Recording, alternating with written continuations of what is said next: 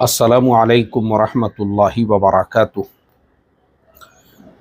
بسم اللہ الرحمن الرحیم، نحمدہ ونصلی علی رسولہ الکریم وعلی آلہ واصحابہ اجمعین، اما بعد۔ محترم بھائیوں، بزرگوں، دوستوں، ہمارے حافظ عبد الرحیم صاحب جلگاؤں والے، انہوں نے مجھے ایک میسج سینڈ کیے جس میں یہ لکھا ہوا تھا کہ اورنگ آباد کے ایک عالم دین کسی کام کے سلسلے میں جلگاؤں کے سفر پہ نکلے ہوئے تھے، اور جلگاؤں ضلع کا ہی ایک تعلقہ ہے، وہاں پہ نماز کے لیے رکے۔ مسجد میں جب نماز کے لیے گئے تو انہوں نے دیکھا کہ سلام کے بعد ایک صاحب کھڑے ہوئے، انہوں نے اعلان کیا کہ دیکھو، میں ایک عالم دین ہوں، میں ایک حافظ قرآن ہوں، میں ایک مسجد کا امام ہوں، قرآن کریم تو مجھے یاد ہے ہی، اس کے علاوہ حدیث کی بھی بہت سی کتابیں یاد ہے، تفسیر کا علم ان کو یاد ہے، فقہ کا علم ان کو یاد ہے، عربی فارسی کی کتابیں انہوں نے پڑھی ہوئی ہے، لیکن اب میرے حالات ایسے ہو چکے ہیں کہ میری بیوی ہے دواخانے میں ایڈمٹ، اور اس کے علاج کے لیے میرے پاس میں پیسے نہیں ہیں، اس لیے میں در بدر مسجد بہ مسجد جا کر آپ لوگوں سے تعاون اور امداد کی درخواست کر رہا ہوں کہ آپ لوگ میری مدد کرے تاکہ میں میرے بیوی کا علاج کر سکوں جو فی الحال دواخانے میں ایڈمٹ ہے۔ یہ میسج جب مجھے حافظ عبد الرحیم صاحب کی طرف سے ملا، مجھے اتنا افسوس ہوا۔ میں نے جب وہ مضمون پڑھا کہ ایک عالم دین، ایک حافظ قرآن، ایک مسجد کا امام، آج اس کے حالات ایسے ہو چکے ہیں کہ بیوی کا علاج کرنے کے لیے بیچارے کے پاس میں پیسے نہیں ہیں، اور اس کو در بدر چندہ کرنا پڑ رہا ہے، پیسے جمع کرنے پڑ رہے ہیں، اور ہمارے یہاں پہ مستقل کوئی نظام نہیں ہے۔ اس طرح سے کسی امام صاحب کی بیوی اگر بیمار ہے تو اس کا علاج کرنے کے لیے، یا امام صاحب بیمار ہے تو ان کا علاج کرنے کے لیے بس ایک ہی راستہ ہے، وہ ہے چندہ۔ اب ہماری بڑی بڑی تنظیمیں کہاں ہیں؟ تو بڑی تنظیمیں اگر ان کی مدد کرے گی تو ان کو ویسی پبلسٹی نہیں ملنے والی ہے جیسی پبلسٹی ان کو مظلوموں کے نام پہ ملتی ہے، کیونکہ اس نام پہ تو دنیا بھر میں امریکہ، کینیڈا، انگلینڈ، یورپ، ہر جگہ پہ چندہ ہوتا ہے مظلوموں کی حمایت کے نام پہ۔ کیوں؟ اس میں اخبار بازی ہوتی ہے، کہیں پہ دنگا فساد۔ میں نے اسی لیے کہا نا، یہ تنظیمیں تو دعائیں کرتی ہوں گی کہ کہیں پہ ایسا واقعہ ہو جائے جیسے سنبھل میں واقعہ ہوا، یا کہیں باڑھ وغیرہ آ جائے، تاکہ دو چار رپورٹر اپنے ساتھ میں لے جا کر وہاں کی تصویریں دنیا بھر میں چلائی جا سکے اور دنیا بھر میں ان سے چندہ کیا جا سکے۔ افسوس کی بات یہ ہے، کہاں ہے بھائی یہ تنظیمیں؟ کہاں ہیں ان کے ذمہ داران؟ کیوں اب وہ امام صاحب کی مدد کے لیے آپ آگے نہیں آئیں گے؟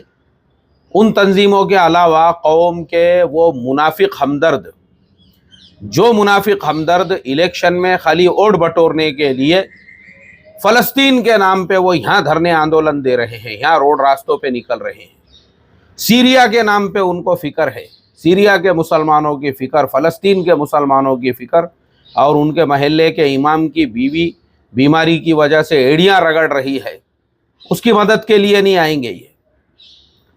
کیوں؟ اس لیے کہ فلسطین کے نام پر پبلسٹی ہے، فلسطین کے نام پر شہرت ہے، فلسطین کے نام پہ اخبار بازی ہے، لیکن اپنے محلے کے غریب امام کی مدد اگر کر لیں گے، یا اپنے محلے کے اندر اس طرح کے 50 مظلوم پڑے ہوئے ہیں، ان کی حمایت نہیں کریں گے، ان کی مدد نہیں کریں گے، کیوں؟ اس کے اندر پبلسٹی تھوڑی ہے، اس پہ ووٹ تھوڑی ملنے والے ہیں اگلے الیکشن میں، اس کو تھوڑی مدعا بنا سکتے ہیں۔ یہ سارے منافقین ہیں ہمارے درمیان کے، جن کو صرف شہرت چاہیے، جو قوم کے ہمدرد نہیں ہے، یہ قوم کے دلال ہے، یہ یاد رکھو، ان سے ہوشیار رہو آپ۔ اسی لیے میں کئی سالوں سے بول رہا ہوں، ارے بھائی، اپنے اپنے محلے میں مسلم جماعت بناؤ، یہ بڑی بڑی تنظیموں کو چھوڑ کر دو، یہ گورنمنٹ کے ساتھ میں ملی ہوئی ہے، انہوں نے کانٹریکٹ لیے ہوئے ہیں الیکشنوں میں کام کرنے کے، یہ پارٹی کو سپورٹ کرنے کا، وہ پارٹی کی جو ہے مخالفت کرنے کا، ان کا دھندا ہے یہ، ان کو آپ کی کوئی ہمدردی نہیں ہے، یاد رکھو۔ آپ کو اپنے لیول پر، جیسے میں نے کہا، اپنے گلی میں، اپنے محلوں میں، اپنی بستیوں کے اندر مسلم جماعت بنانا پڑے گی، محلہ محلہ لیول کے اوپر مسلم جماعت بناؤ، مسلم جماعت بناؤ، مسلم جماعت بناؤ، اور یہ کام اس محلے کے، اس بستی کے علماء کا ہے۔ جیسے ہمارے مولانا برہان پور کے، ہمارے مولانا ندوی صاحب برہان پور والے، جنہوں نے میرے لیے وہ صدری سیے تھے، میں اچانک میں مجھے نام ذہن سے نکل جاتے ہیں، ہمارے وہ مولانا احتشام صاحب ندوی، جنہوں نے میرے لیے جو ہے صدری سیے تھے برہان پور۔ جب میں گیا، بیچاروں کو ایک دلی محبت تھی، میں گیا، خاص طور پہ ملاقات کے لیے آئے، اور 2 گھنٹے میں وہ صدری سی کے لے کر آ گئے۔ اس کی وجہ کیا تھی پتہ ہے آپ کو؟ وجہ یہ تھی، انہوں نے کہا میں بھی ایسے ہی جو ہے خالی اکابر جو ہے، اکابر آج کل کے من گھڑت اکابر، من گھڑت جو پیر ہے، ان کو 20-20 کروڑ کی مسجدیں بنانا ہے، اور افسوس کی بات یہ ہے کہ امت جو ہے اندھی بھیری ہے، ان کو یہ نظر ہی نہیں آ رہا ہے۔ بھائی یہ آدمی اگر دیندار ہوتا، اس میں ذرہ برابر بھی اللہ کا خوف ہوتا نا، یہ 20 کروڑ کی مسجد نہیں بناتا تھا۔ اس کو شاہ جہاں کا ریکارڈ توڑنا ہے، وہ بھی ایک ایسے ملک میں جس ملک کے اندر مسلمانوں کے پاس میں کھانے کو جواری باجری نہیں ہے، جس ملک میں مسلمانوں کے پاس اپنے اسکول نہیں ہیں، جس ملک کے اندر مسلمانوں کا مستقل کوئی تعلیم کا نظام نہیں ہے، ایسے ملک کے اندر مسلمانوں کا ایک پیر 20 کروڑ کی مسجد تعمیر کر رہا ہے شاہ جہاں کا ریکارڈ توڑنے کے لیے۔ ارے یہ تمہارے ہمدرد نہیں ہے؟ کہاں ہیں تم لوگ؟ مجھے یہ اس معاملے میں بھی جو ہے ہمارے وہ علماء، یعنی یہی امام صاحب جو آج چندہ کرنے کے لیے نکلے ہوئے ہیں، انہوں نے ایسے پیروں کی خانقاہوں میں ان کا پروچن سننے کے لیے 50 مرتبہ سفر کیے ہوئے ہوں گے، پیسے خرچہ کیے ہوئے ہوں گے۔ ارے تم کو فائدہ کیا ہے ان سے؟ ارے یہ سب دھندا چلانے والے لوگ ہیں، ایک بات یاد رکھو، سب بزنس مین لوگ ہیں، یہ سب اپنا اپنا دھندا چلا رہے ہیں۔ ہر ایک کو کسی کو اپنی اولادوں کی فکر پڑی ہوئی ہے، جن کو تم اپنا بڑا سمجھتے ہو نا، سب اپنے اپنے اولادوں کو سیٹ کرنے میں لگے ہوئے ہیں۔ کوئی اپنے پوتروں کو سیٹ کرنے میں لگا ہوا ہے، کوئی اپنے زندگی میں ہی اپنے نواسوں کو سیٹ کرنے میں لگا ہوا ہے۔ جن کو تم اپنا بڑا مانتے ہو، ان کے باپ داداؤں نے سب کو سیٹ کر کے چلے گئے۔ کسی کے نانا نے نواسے کو اپنے زندگی میں خلافت دے دی ہے، مست اس کی ٹپری چل رہی ہے، مست اس کی مجلسیں ہو رہی ہے، مست اس کا دھینگانا چالو ہے، دھندا چل رہا ہے اس کا لیمبو ہری مرچی کا۔ کسی کو اس کے دادا نے خلافت دے دی ہے، کسی کو اس کے باپ نے جو ہے اپنی زندگی کے، یہ سب اپنے باپ کے، دادا کے، نانا کے، ماموں کے نام پہ ٹپریاں اور دکانیں چلانے والے دھندے والے لوگ ہیں یہ دھندے، اور سب اپنے اپنے بیٹوں کو، اپنی اپنی اولادوں کو جو ہے نا، ان کو سیٹ کرنے میں لگے ہوئے ہیں۔ سب سب سیٹنگ چالو ہے سب کی۔ بھائی میرے بعد میں میرے بیٹوں کو، میرے داماد کو، اور میرے جو ہے پوترے کو اور میرے نواسوں کو، ان کو میں ابھی سے سیٹ کر کے دے دوں۔ اور یہ ہمارا غریب امام ان کے نام پہ مہینہ بھر لوگوں کو جمع کر رہا ہے، چلو بولے اپنے کو روحانی فائدہ ہوگا۔ ارے بابا وہ خود دنیا دار ہے، تم کو کیا روحانی فائدہ پہنچائیں گے یہ لوگ؟ روحانی فائدہ اگر تم کو چاہیے نا، ہمارے اکابر کی کتابیں پڑھو۔ حضرت شیخ زکریا رحمۃ اللہ علیہ، واقعی میں بھی میں ہمارے اکابر میں جنہوں نے اپنے سگے بیٹے کو اپنی مسند نہیں دی ہے، انہوں نے اپنے شاگرد کو اپنی مسند دی ہے۔ ہمارے اکابر پڑھو نا، حضرت تھانوی رحمۃ اللہ علیہ کی کتابیں پڑھو، حضرت مولانا مودودی صاحب رحمۃ اللہ علیہ کی کتابیں پڑھو، مولانا وحید الدین خان صاحب رحمۃ اللہ علیہ کی کتابیں پڑھو، یہ سارے لوگوں کی کتابیں پڑھو، اور دوسرے تو ان کی صحبت ملیں گی تم کو، روحانی فائدہ چاہیے نا۔ قرآن کی تفسیر پڑھو مختلف مفسرین کی، یہ کتابوں کے ذریعے سے آج بھی تم ان لوگوں کی صحبت اختیار کر سکتے ہو۔ لیکن آج جن کے لیے تم ہزاروں کے ٹکٹ خرچہ کر کے وہاں پہنچ رہے ہیں، بولے روحانی فائدہ ہوگا، پہلے ان کو اپنی اصلاح کرا کے لو بولنا، روحانی فائدہ دے رہے دوسروں کو، جن کو خود کو جو ہے فائدے کی ضرورت ہے، اللہ حفاظت فرمائے۔ تو اس کے لیے ہوشیار رہو، یہ تمہارے اکابر نہیں ہے، ان کو اگر تمہارے سے ہمدردی ہوتی تھی نا تو یہ اماموں کی تائید میں آواز اٹھاتے تھے، یہ اماموں کے لیے ایک مستقل نظام بناتے تھے۔ ان کو کچھ لینا دینا نہیں ہے اس سے۔ آج ہمارا ایک امام چندہ مانگتے پھر رہا ہے اپنی بیوی کے لیے، کون کھڑا ہوا ہے اس کے ساتھ؟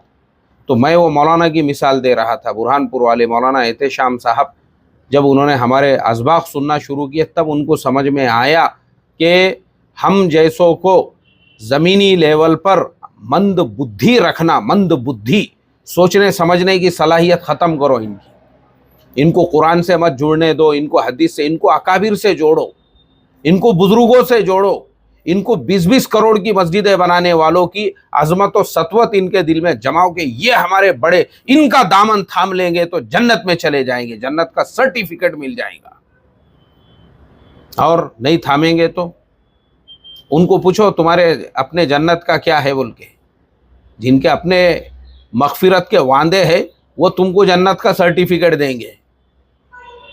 یہ گمراہ کیا گیا، گمراہ ہمارے بیچارے غریب علماء کو، بستیوں کے، ان کے دلوں میں عظمت پیدا کی گئی اس طرح کے لوگوں کی جو دھندا کر رہے ہیں۔ وہ اب بڑی بڑی گاڑیاں ان کے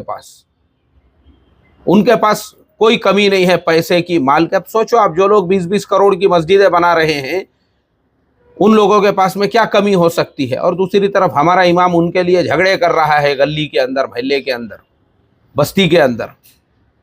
ہمارے اکابر، ہمارے بڑے، ہمارے بزرگ، ارے وہ تمہارے بڑے نہیں ہیں، نہ وہ تمہارے اکابر ہے، یاد رکھو تم بہت بڑی غلط فہمی کا شکار ہو۔ اب وہ ہمارے مولانا احتشام صاحب، انہوں نے جو ہے جب انہوں نے کہا کہ نہیں، اپنی زندگی، اپنے کو اپنی فکر کرنا ضروری ہے، جب سب اپنی فکر میں لگے ہیں، کوئی بیٹے کی، کوئی نواسے کی، کوئی پوترے کی، کوئی داماد کی فکر میں ہے نا، تو بولے ہمارے مفتی صاحب بالکل صحیح بولتے، اپنے کو بھی اپنی فکر کرنا ہے۔ اس لیے ہمارے مولانا احتشام صاحب نے، انہوں نے ندوۃ العلماء لکھنؤ کی ان کے پاس میں سند تھی، اس کے بنیاد پہ انہوں نے ایم اے عربک شروع کیے، اس کے بعد کمپیوٹر کے بہت سارے کورسز شروع کیے، اس کے بعد ٹیلرنگ وغیرہ یہ ساری چیزیں سیکھنا شروع کیے۔ میں جب گیا انہوں نے میرے سے معانقہ کر کے خاص طور پہ یہ کہا، میری پوری زندگی بدل گئی بولے آپ کی باتیں سن کر، آج میں بھی فائنینشیل مضبوط ہوں۔ اور پھر انہوں نے مسلم جماعت کی وہاں پہ بنیاد رکھے۔ ابھی 2 روز پہلے ان کا ایک کمنٹ تھا ہمارے ایک ویڈیو کے نیچے، ایک میسج تھا جس کے اندر انہوں نے یہ لکھا کہ واقعی میں بھی ہم نے جب مسلم جماعت کی بنیاد ڈالے، اور آپ جو باتیں کہتے ہو کہ مسلم جماعت جو اگر آپ بنا رہے ہو، اپنی محلہ لیول کی، بڑے لیول پہ کام نہیں کرنا ہے، شہر کے لیول پہ بھی کام نہیں کرو، تعلقے کے لیول پہ بھی مت کرو، ضلع کے لیول پہ بھی مت کرو، گاؤں کے لیول پہ بھی مت کرو۔ مسلم جماعت صرف ایک محلے کو ٹارگٹ بنائیں، ایک محلے کی مسلم جماعت، اس میں ہر سماج، ہر ذات، ہر برادری، ہر مسلک کے اس کے اندر لوگ ہو، اور پھر سب مل کر یہ صرف سماجی کام کے لیے مسلم جماعت بنے۔ آپ کے محلے کی زکوٰۃ محلے میں جمع ہو، محلے کے غریبوں کے اوپر تقسیم ہو، محلے کی کوئی بہن بیٹی اگر بے نکاحی ہے، مسلم جماعت اس کی کوشش کرے، ان کے کچھ مسئلے مسائل ہے، ان کو بجائے پولیس اسٹیشن، کورٹ کچہری میں جانے کے، مسلم جماعت کے پاس میں وہ معاملہ آئے، اور مسلم جماعت کا ہر 2 سال میں ایک مرتبہ الیکشن ہو، ہر 2 سال میں، اور وہ الیکشن وغیرہ کی پوری ترتیب میں نے بتایا ہوا ہوں، ہر 2 سال میں، کیونکہ ایک آدمی جب وہ کرسی یا گدی کے اوپر چٹک کے بیٹھ جاتا ہے نا تو دماغ خراب ہو جاتا ہے اس کا۔ اور ہمارے یہاں کوئی نظام نہیں ہے الیکشن کا، ایک آدمی ضلع کا صدر بنا ہوا ہے پچھلے 15 سال سے، اس کی جگہ پہ دوسرے آدمی کو تم نہیں بدلو گے، بغاوتیں پیدا ہوں گی، مارا ماری ہوں گی، مشوروں میں پھر کشتیاں ہوں گے، کبڈیاں ہوں گے، جیسے ابھی ممبئی کے اندر جو ہے ایک تنظیم کے انتخابی اجلاس کے اندر مارا ماری، پتہ چلا کہ 5-5 کروڑ روپے کے جو ہے گھپلے گھوٹالے ہو چکے ہیں، اور صدر صاحب نے خود ایسا پوٹلا بند کے اپنے گھر کو لے کر چلے گئے تھے، اس کا کوئی حساب کتاب نہیں ہے۔ یہ ہوگا، ایک آدمی کے ہاتھ میں پورا نظام ہوگا نا، اس کو لگے گا کبھی کبھی تو لگتا ہے بولے سلا پوری بھگوان ہے، دماغ خراب ہوگا اس کا۔ کیوں؟ تمہارے یہاں پہ مشورے کا نظام ہی نہیں ہے۔ ہاں باتیں ہیں، باتیں بیان ہوں گا، وَأَمُرُهُمْ شُورَىٰ بَيْنَهُمْ، شورا کی باتیں ہوں گی، لیکن مشورہ نہ مدرسے کے نظام میں مشورہ ہے، نہ مدرسے کے محتمم۔ کیوں؟ ایک محتمم 5 سال سے 10 سال سے، اور خاندانی طور پہ اس کا باپ محتمم، اس کا دادا محتمم، اور یہ بھی آج محتمم کی کرسی پہ، اس کے باپ دادا کی پراپرٹی نہیں ہے۔ ہر وہ نظام جو چندے پہ چل رہا ہے اس میں تبدیلی ضروری ہے، اس میں مشورہ ضروری ہے، اور اس میں بدلاؤ ضروری ہے۔ یہ تمہارے باپ دادا کی پراپرٹی نہیں ہے۔ تو اسی لیے ہم نے کہا مسلم جماعت بھی جو بنے گی صرف 2 سال کا ٹرم رہے گا، اس کے اندر صرف 2 سال کا، بس 2 سال کا۔ اور میں نے اس سے پہلے بھی کہا ہوں کہ میری جو مجلسیں ہوتی ہے، میں خالی شیئر مارکیٹ کی مجلسیں نہیں لے رہا ہوں، मुझे मुस्लिम जमात की भी मजलिसें लेना है, गांव गांव, तालुका तालुका, शहर शहर जाकर, ताकि मैं वहाँ के लोगों को मुत्तहिद करके, और किसी के भी आपको जो है ना सरपरस्ती की ज़रूरत नहीं है, ये भी याद रखो। आपके बस्ती के जो उलामा हैं वही एक जगह पे जमा हो, जो उलामा आपके महल्ले में, यानी उतने ही महल्ले की मुस्लिम जमात बना लेना, वही आपके सरपरस्त है, वही उन्हीं को साथ में लो ना आप, वही सरपरस्त, वही मशवरा करो, और हर लाइन के लोग हो उसमें।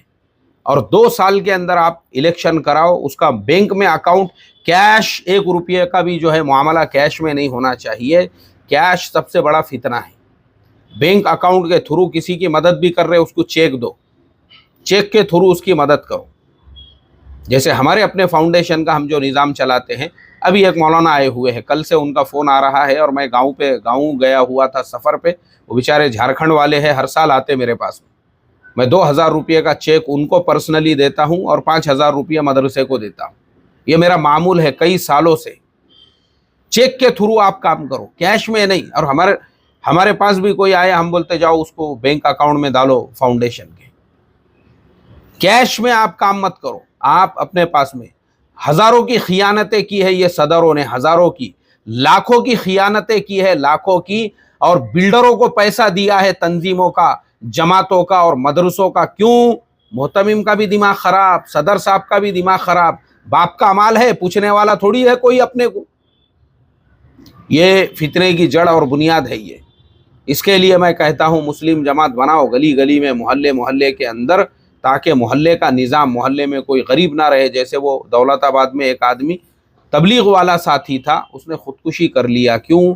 गुर्बत की वजह से। कोई उसका पुरसान हाल नहीं, क्योंकि हमारे पास में निज़ाम नहीं है। हालांकि देने वाले लोग बहुत हैं, मगर निज़ाम नहीं है, सिस्टम नहीं है। तो इसके लिए मेरी रिक्वेस्ट है भाई, मुस्लिम जमात बनाओ। और या ऐसे जो इमाम साहब एक आलिम दीन हमारे पास, यानी अभी आप सोचो, वो इमाम साहब बेचारे बीवी के इलाज के लिए दर बदर चंदा मांगते फिर रहे हैं। इससे ज़्यादा हमारे लिए शर्म की बात क्या होगी? क्योंकि निज़ाम ही नहीं है ना अपने पास में। अपने पास निज़ाम किसके लिए है? मजलूमों के नाम पे। क्यों? शोहरत है उसके अंदर, अमेरिका, इंग्लैंड, कनाडा से चंदा मिलेगा, इमाम साहब के नाम पे थोड़ी मिलेगा। अल्लाह हिफाजत फरमाए। इसलिए मुस्लिम जमात बनाओ अपने अपने गली गली, महल्ले महल्ले में, ताकि महल्ले के मसलों को आप महल्ले में हल कर सको। अस्सलामु अलैकुम व रहमतुल्लाहि व बरकातहू।